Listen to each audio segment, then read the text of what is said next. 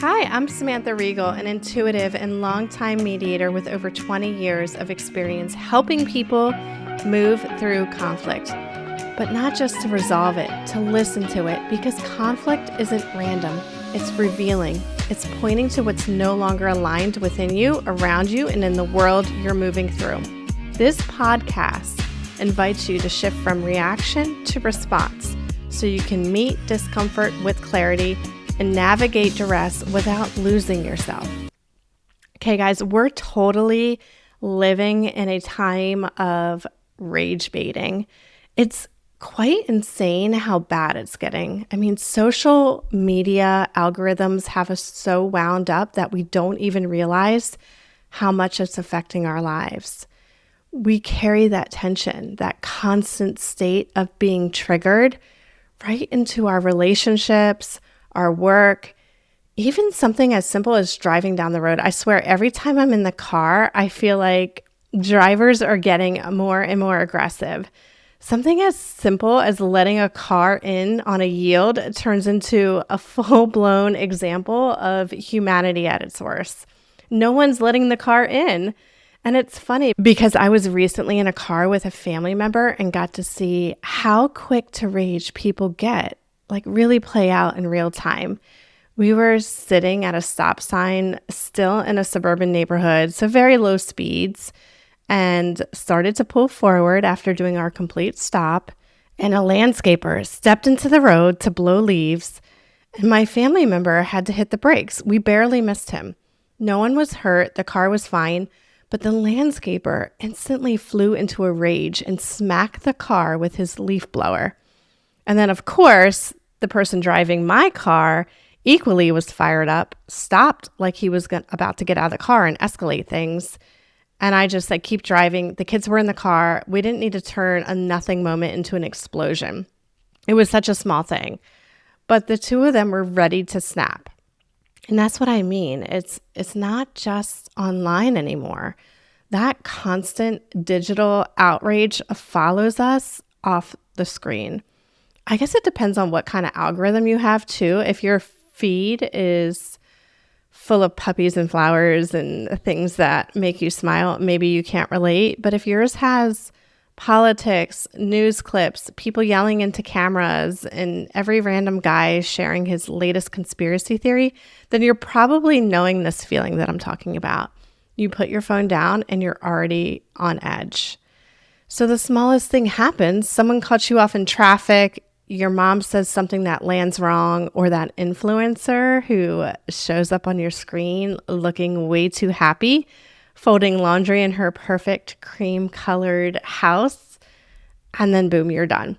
That trigger hits, and suddenly you're in a crappy mood for the rest of the day. No one is immune to it. No one escapes being triggered. It doesn't matter how self-aware you are or how many mindfulness tools you've learned. Something or someone will always find that tender spot. But here's the crux of it all. You can only be triggered by something that has an emotional tie to you. A trigger will hook into something personal. It's connected to your past, your values, your identity, or part of you that still wants acknowledgement. So you're reacting to what that thing represents to you, not necessarily that thing, if that makes any sense. That is how a trigger actually gets its power, right? And that's kind of what I want to talk to you about today, is how to pay attention to those triggers so we can start seeing them as mirrors. Because like I said, every trigger is pointing you toward something inside yourself that still needs your attention. And let me use myself as an example to further illustrate. And we can talk about my own triggers for a minute, and that can kind of break them down for you so you can see what I mean when I say that a trigger is a mirror. So let me be your example. Here we go. Right now, I would say if I think about what's happening in society as a whole and some of these larger movements that are happening in the US where I live, I am so triggered by a few of those.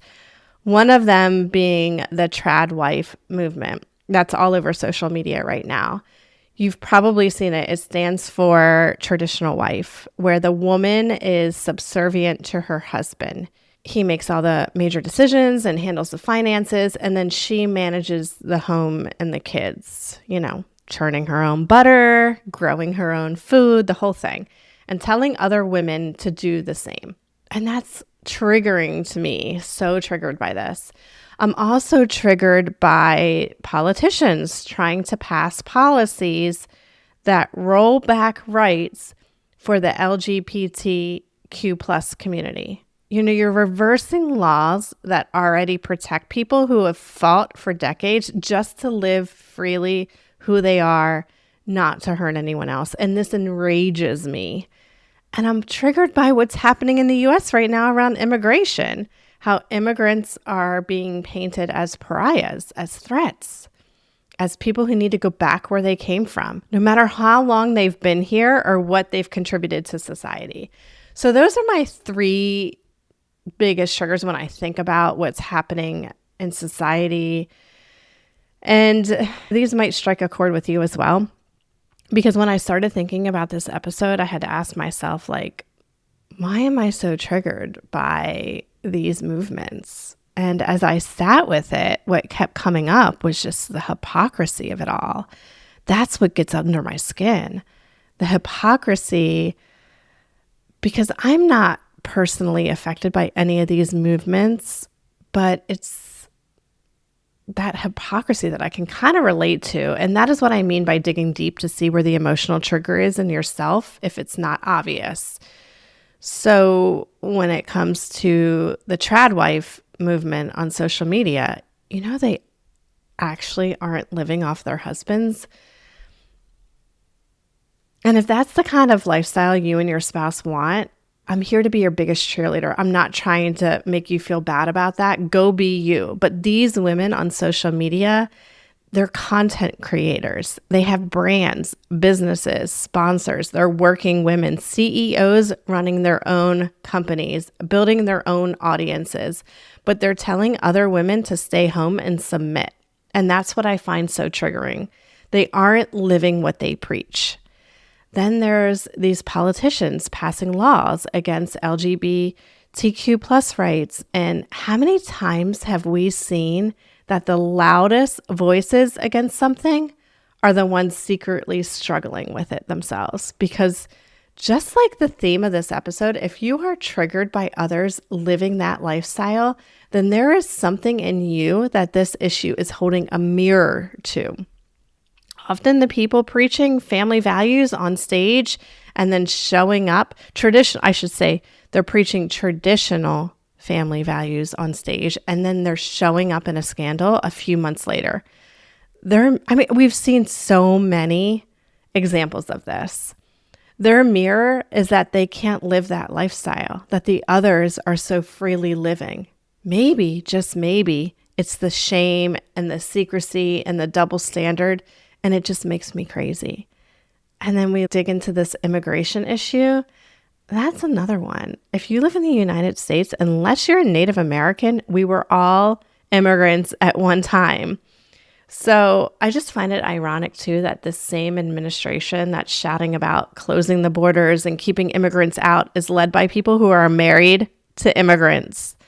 They'll hire immigrants and their companies. Go eat at Mexican restaurants, Chinese restaurants, Thai restaurants.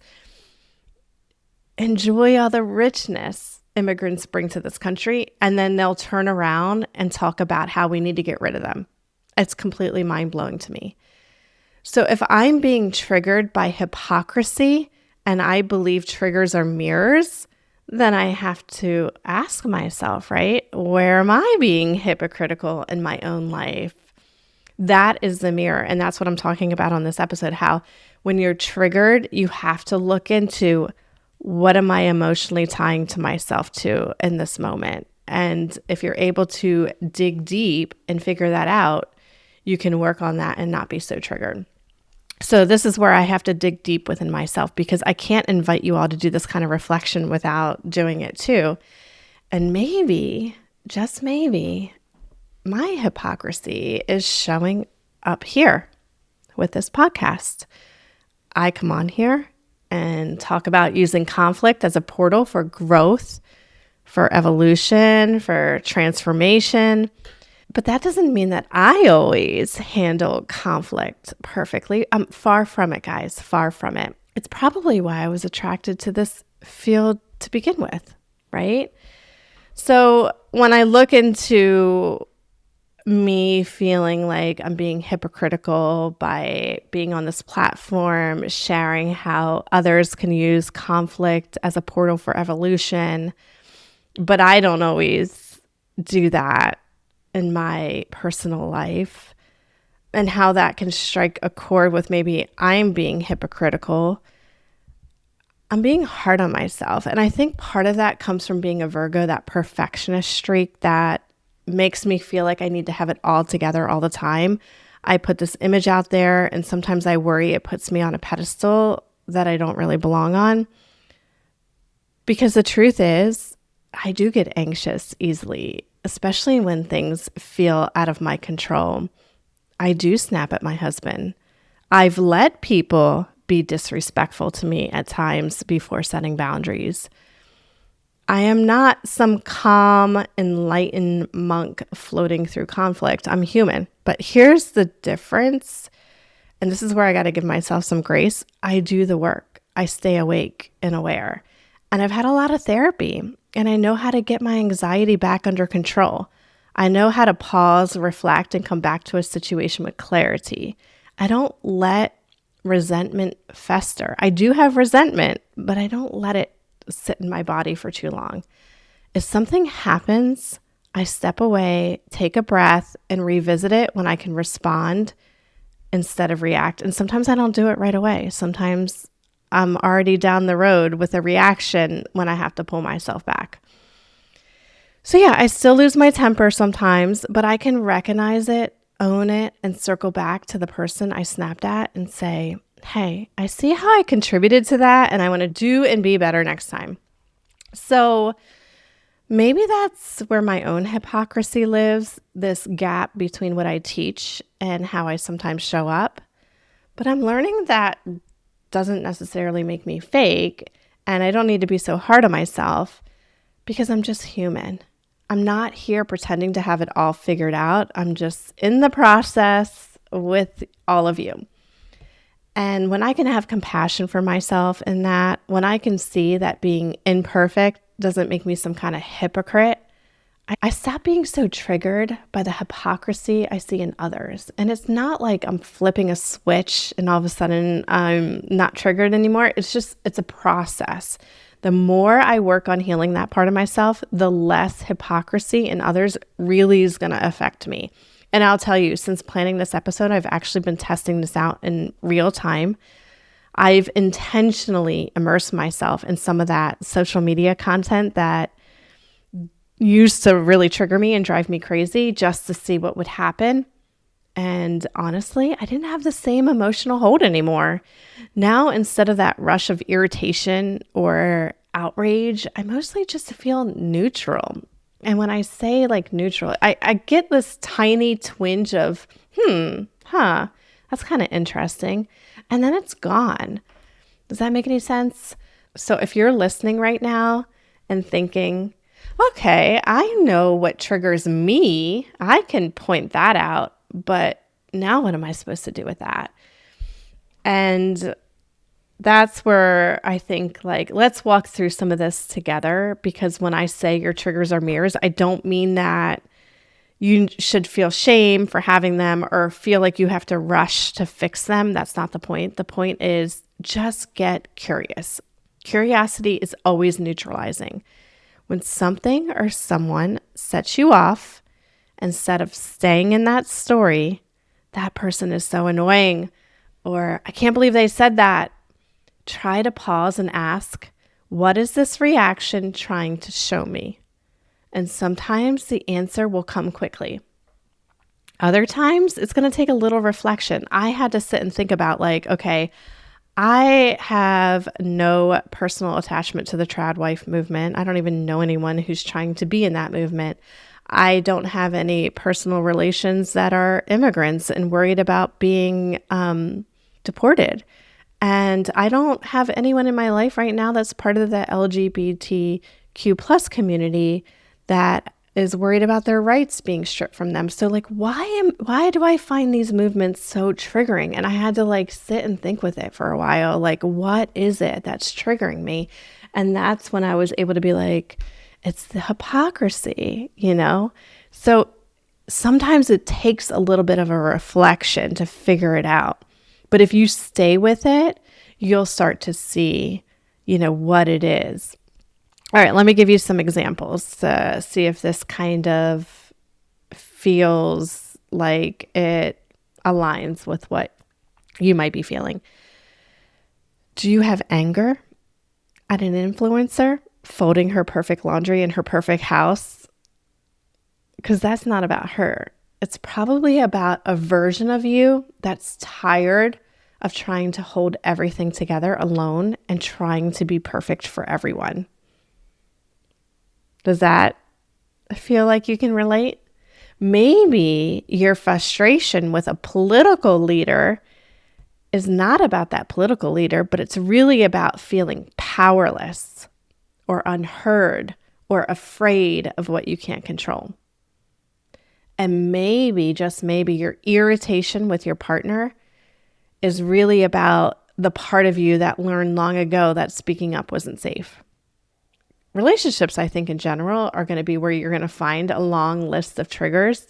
So you can always start there. Every trigger, remember, is like a breadcrumb leading you back to something inside you that's asking for your attention. So instead of brushing it off or spiraling into reaction, what if you treated it like an invitation to pause, to listen, and to meet part of yourself that's trying to be heard? And here's what this can look like in practice. When you're triggered, take these 4 steps. First, you're going to pause before reacting. So when you feel that irritation start to rise in any situation, just stop for a second. Don't text back. Don't post. Don't explain yourself or fight back. Just pause and notice. Second, name what you feel. Say it out loud if you can, if you're in a safe space. But you can say it in your head too. You can say, I feel angry. I feel judged. I feel like I'm not being seen. Naming it will calm your nervous system and give the emotion somewhere to go. It's very powerful. The third thing you can do is ask yourself what it's protecting. Beneath every trigger is something your body is trying to protect, whether it be your worth, your self-worth, your belonging, your safety, your sense of control. What's the deeper need underneath the reaction? This can take a minute to figure out, and you might be stuck here for days. But if you're truly honest with yourself, you're going to see it. And finally, stay away from criticizing yourself or shaming yourself and just offer yourself some compassion. You are human. You're still figuring it out. Be very sweet with yourself like you're talking to your best friend. That's where the mirror work happens. When you can look at your reaction and say, oh, I see why that hurt me, instead of, I shouldn't feel this way. You're going to start healing that wound instead of fighting it. And when you do this over time, you will start seeing your triggers as messages. They're going to be signs pointing to you where you need to go next. And that's the coolest part, because once you bring that awareness to a trigger, it's going to lose its power over time. So the next time that same situation comes around, you might still notice it, but it's not going to take over your whole day and put you in such a bad mood. You're going to recognize it, breathe, and respond differently. Just like how my triggers dissipated after I've shined a light on them, they're not completely gone. I still get a little twinge, but they're not taking over my mood. So that's evolution. That's how discomfort becomes direction. So now that I've shared some of my own triggers and what they've shown me, I want to open it up because I know I'm not the only one noticing these reactions in myself lately. We're all getting lit up by something, and sometimes it's easier to explore the patterns through someone else's story. So let's take a listener question that came in because it's such a perfect example of what we've been talking about, that mix of like curiosity and discomfort and reflection that shows up when something out in the world just doesn't sit right with us. I think this is really funny because this question's about Taylor Swift, and she just put out a new album, The Life of a Showgirl, and so many people online have mixed reactions, which I find so funny because, like, if you're not interested, don't listen. But a lot of people like to put their opinions out there. So let me get into the question. Here we go. The listener wrote, "This isn't a Taylor Swift hate post. I'm asking sincerely and in good faith. She seems perfectly lovely in interviews, a great role model, very likable, and she handles her success with grace. I just don't understand how she's reached such astronomical heights when her music feels kind of bland to me. There are so many artists who seem stronger vocally, more original, or more dynamic, so why her? Maybe it's because she's relatable, but there are plenty of relatable mid-level talents out there. So what explains the Taylor Swift phenomenon? I just don't understand. Her megastar status feels a bit strange to me." First off, I love this question because it's honest and reflective. And like I just said, it's quite on point right now because so many people are reacting to Taylor Swift's new album in such a strong way. And you can tell the listener isn't hating, they're genuinely curious. But underneath that curiosity, there's like this subtle charge that I'm picking up on, that feeling of, I don't get it, and it kind of bothers me that I don't. And that's where it gets a little interesting because to me, I do not get triggered by Taylor Swift at all. I personally believe art is subjective. If you love her, great. If you don't, great. Don't buy her album. But this isn't really about Taylor Swift. It's about what happens inside of us when someone else's success or popularity doesn't make sense to us. I think that's the underlying premise of this listener's question. It's that mix of fascination and irritation. Like the brain is saying, I'm just analyzing this, but the body is saying, why does this bug me so much? And usually that's a mirror moment. There's a trigger here. So hold up that mirror, people. Think about what Taylor represents to the part of you that still wants to feel seen, validated, or maybe even chosen. She embodies visibility. She's adored, celebrated, chosen again and again. People spend thousands to go to her concerts. For some people, that pokes at something raw, like, why not me? Or why make her so special? Now, that doesn't mean you're jealous or shallow. It just means that you're human like the rest of us. We're all wired to compare ourselves. And when someone becomes a symbol of universal love and recognition, it can highlight the parts of us that still feel like we have to earn that same sense of worth. So in that way, Taylor Swift isn't just a pop phenomenon. She's a mirror.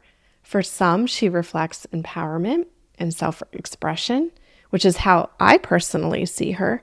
For others, she may reflect our collective obsession with perfection, validation, or being enough. If this question hits something in you, try sitting with that. Ask yourself, what part of me feels unsettled by her success? Where in my life do I feel overlooked or unseen? And how might that be coloring the way I view other people's visibility or popularity? You don't have to suddenly love her music. That's not the point. The point is noticing how cultural figures can stir something personal, right? I really hope this helps you have a new perspective about this trigger you have by Taylor Swift. Okay, one more question. Here we go. Unless I phrase things perfectly, my wife can get super upset and it takes her a while to recover emotionally. For example, we crossed a freezing stream on a hike, and when I asked how was it, she got mad that I wasn't sensitive to her pain from the cold water. Another time, she was researching venues for our kid's birthday, and while we were out walking, I said, you could use this space, and she got mad because it sounded like I was implying she'd do all the planning. None of this is my intention, but these little moments cause stress for both of us. How can I understand where she's coming from better and avoid these emotional blowups? All right, thank you for the question. Because this dynamic is so common Every relationship has some version of this, especially if you're married. So here's the thing. When your partner gets upset about how something is phrased, it's usually not about the words themselves. It's about what the words represent to them emotionally. Somewhere deep down, it hits a nerve that says, you're not seeing me, or I'm alone in this, or my feelings don't matter. I think with this specific situation, I mean, she pretty much said, like, am I the one planning all this? So she might be feeling like she's alone. And her reaction probably isn't about the question, how was it? Or you could use this space. It's about what those moments trigger in her body. Maybe like a past experience of feeling, again, like she's having to carry too much responsibility, or she's feeling unseen or dismissed. So here's where the boundaries part comes in. It's not your job to predict or prevent these reactions. You're not responsible for managing her emotional world, but you can stay grounded and communicate from a calm, clear place that helps her feel safe enough to reflect. So instead of defending your intention and getting into an argument and escalating it, you might gently say something like this.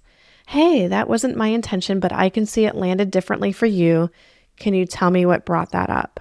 That one sentence, can you tell me what brought that up, will shift the energy because it moves the conversation from blame to being curious. And curiosity is neutral. We're circling back to that curiosity piece. You can be curious with your own triggers or someone else's, because again, it's going to keep the tone incredibly neutral. You're inviting her to unpack her own trigger. And if you're the one feeling stressed or frustrated because walking on eggshells can feel exhausting, it's okay to name that too. You can say, I want to understand you better, but I also need space to be human, to speak without fear that I'll say the wrong thing. Can we find a middle ground somewhere where we both feel safe? I mean, say it in your own words, but something along those lines, because that kind of honesty is going to help both of you take responsibility for your own sides of the trigger. Triggers belong to the person feeling them, but awareness, empathy, and communication, and that's the bridge that you guys can build together as a couple. So I hope that really helps. Okay, guys, that's really what this whole conversation's about, learning to respond instead of react. The goal isn't to avoid triggering anyone, it's to stay conscious enough to navigate the moment with compassion. So when you remember that every trigger is a mirror, yours, your partner's, anyone else's, it becomes a doorway to understanding. So here's the thing to take away from all this, whether it's your partner, like I said, a random person, public figure like Taylor Swift. Your triggers are never about them. They're about you. They're your system's way of saying, hey, there's something here that still needs your attention. You don't have to fix it all today. You don't even have to like it. You can just notice it. Because once you can name it, you can work through it, and that's where everything starts to shift. So this week, I want you to try something. The next time you feel yourself getting irritated, defensive, emotional, just pause, take a breath, and instead of spiraling into the story about the other person, just ask yourself, what is this trying to show me? That's how we move from reacting to responding. And when you start doing that, even little by little, your relationships are going to change. Your energy changes. The world around you will start to meet you differently. If this episode brought something up for you, or if you've had an aha moment about one of your triggers, I'd love to hear about it. You can leave me a voice message or a question for an upcoming episode. The link is right in the show notes. And if you haven't already, hit follow and Respond with Samantha Regal so you don't miss any future episodes. I drop new conversations every Friday that help you use conflict, discomfort, and emotions as tools for growth, not obstacles to it. Because remember, you don't have to avoid being triggered to live more peacefully. You just have to learn how to respond. Thanks for listening, and until next time, don't react but respond with intention.